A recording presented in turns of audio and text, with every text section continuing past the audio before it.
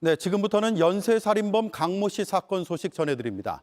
강 씨는 전자발찌를 끊기 전과 끊은 후에 여성 2명을 살해했습니다. 경찰과 법무부의 책임론이 거셉니다.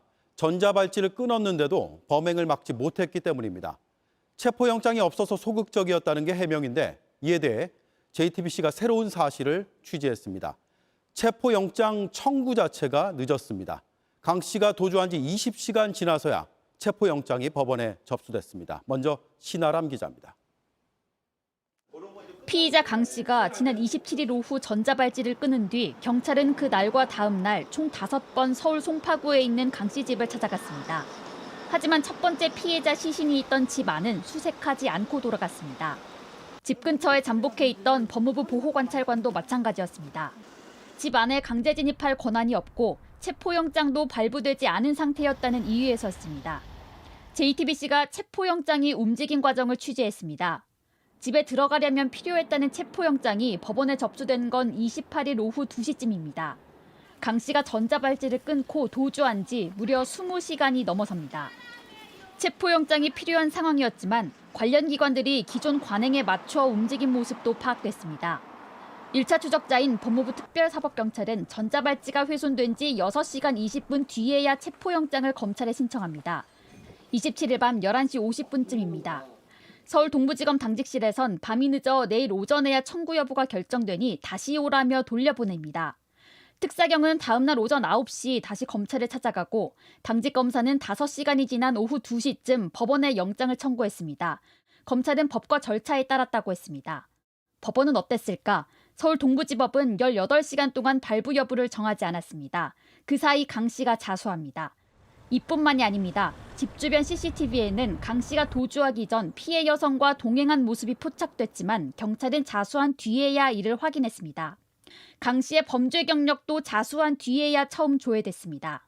최관호 서울경찰청장은 법적 한계에도 적극적 경찰권을 행사하지 못한 부분이 아쉽다고 밝혔습니다. JTBC 신아람입니다. 참혹한 범죄 행각도 하나둘씩 드러나고 있습니다.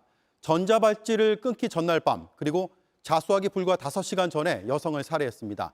달아날 때는 렌터카를 타다 버렸고 휴대전화를 버스에 놓고 내려 경찰의 추적을 따돌리는 치밀함도 있었습니다. 홍지용 기자입니다. 검은색 승용차가 속력을 줄이며 인도로 다가갑니다. 주변을 살피더니 바로 옆 차도에 멈춰섭니다. 운전자가 나옵니다.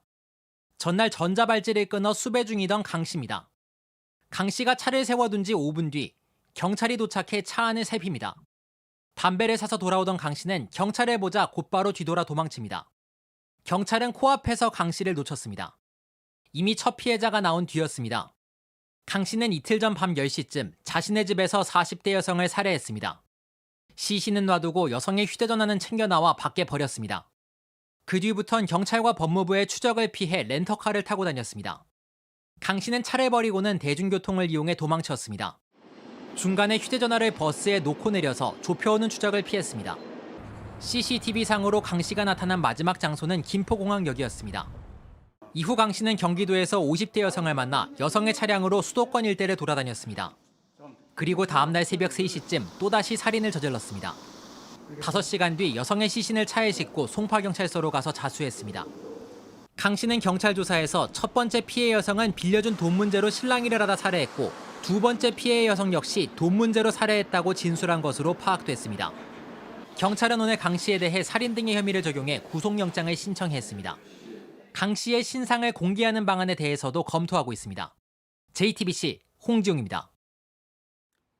강 씨는 17살 이후 14번 형사처벌을 받았고 교도소를 비롯한 교정시설에서 27년을 보냈습니다. 지난 2005년 사회에 나와선 약 40일간 30명 넘는 피해자들에게 강도와 강제추행 등의 범죄를 저질렀습니다. 오선민 기자입니다. 강도 강간, 강도 상해 혐의로 5년을 복역하고 보호 감호를 받던 강 씨는 2005년 4월 가출소했습니다. 그리고 4개월이 채 지나지 않아 유흥비를 마련하기 위해 다시 범죄를 저질렀습니다. 주로 늦은 시간 혼자 차에서 내리는 여성을 폭행하고 협박해 금품을 빼앗는 날치기 수법을 썼습니다. 강 씨는 서울 용산구에서 차에서 내리는 40대 여성을 납치해 폭행한 뒤 약 1,100만 원을 빼앗았습니다. 망을 볼 사람을 정하는 등 공범 3명과 함께 역할을 나눴고 칼과 테이프를 미리 사는 등 치밀하게 범행을 계획했습니다. 서울 서초구에선 주차하고 걸어오는 40대 여성에게 달려들어 손과 발을 묶고선 돈을 주면 살려주겠다며 협박하기도 했습니다. 강 씨 등이 범행을 저지른 약 40일 동안 발생한 피해자만 30명이 넘었습니다. 특히 강 씨는 차에 혼자 있던 20대 여성을 흉기로 협박해 강제추행하는 성범죄도 저질렀습니다. 당시 1심 재판부는 강 씨가 강도 범행 후 처절하게 저항하는 피해자를 성폭행하기도 했다며 강 씨에게 징역 15년을 선고했습니다. 강 씨는 17살 때 특수절도로 처음으로 징역형을 받은 후 총 14번 처벌을 받았는데 이 중 8번은 실형을 선고받았습니다. 그렇게 23년을 복역했는데 4년의 보호감호 기간을 합치면 총 수용 기간은 27년입니다. 피해자분들과 유가족분들께 깊이 사죄드립니다. 이런 일이 다시 재발하지 않도록 최선을 다하여 대책을 마련하겠습니다. 법무부는 전자발찌 재질을 강화하고 감독할 사람을 늘리는 등 뒤늦게 대책을 마련하겠다고 나섰습니다.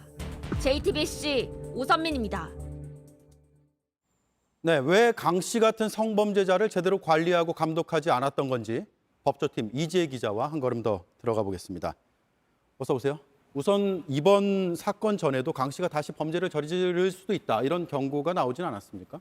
네, 지난해 6월에 남부지법이 강 씨에게 5년 동안 전자발찌를 부착하라고 명령을 내린 결정문에 명확하게 담겨 있습니다. 네. 성범죄자 위험성 평가에서 강 씨는 총점 13점으로 높음 수준이었습니다. 법원은 성폭력 범죄가 습관적이고 재범, 즉 다시 범죄를 저지를 위험성이 있다고 봤습니다. 네, 법원이 이렇게 재범 위험성이 크다라고 보는데 법무부가 1대1 감독을 왜 안 한 겁니까? 네, 전자장치 부착법에는 19세 미만을 대상으로 성폭력 범죄를 저지른 사람이어야 1대1 감독을 한다고 돼 있습니다. 하지만 강 씨가 아동, 청소년을 대상으로 성범죄를 저지른 적이 있다는 겁니다. 법무부 내부 지침상으로 성범죄 횟수가 3차례 이상일 때 해당이 되는데 네. 강 씨의 성범죄가 2차례라 이 역시 해당이 되지 그러니까 않았습니다. 강 씨가 아동 청소년 대상 범죄를 저지르지 않았기 때문에 네. 해당이 안 된다. 그 네, 얘기죠? 맞습니다. 네, 법무부는 강 씨가 또 집중 감독 대상이었다고 밝혔는데요. 예. 올해 5월부터 살고 있는 곳에 여러 차례 불시에 방문을 했지만 역시 재범을 막을 정도로 관리하지는 못한 네. 걸로 보입니다. 그리고 이해가 좀 안 됐던 게 신상 공개 대상도 아니라면서요. 네, 맞습니다. 그 성범죄자 신상정보 등록제도는 2011년 4월에 도입이 됐습니다. 2013년 6월에 관련법이 개정됐을 때도 소급, 즉 이전 범죄자까지 공개할 수 있는 건 3년으로 정해졌습니다. 강 씨는 2006년에 유죄 판결이 확정이 돼서 예. 빠졌습니다.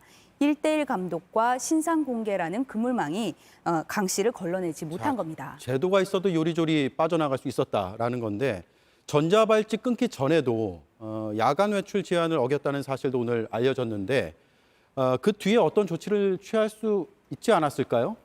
네, 강 씨는 밤 11시부터 다음 날 새벽 4시까지 외출을 할 수가 없습니다. 보호관찰 직원은 27일 0시 14분에 강 씨가 외출했다는 사실을 파악했는데요.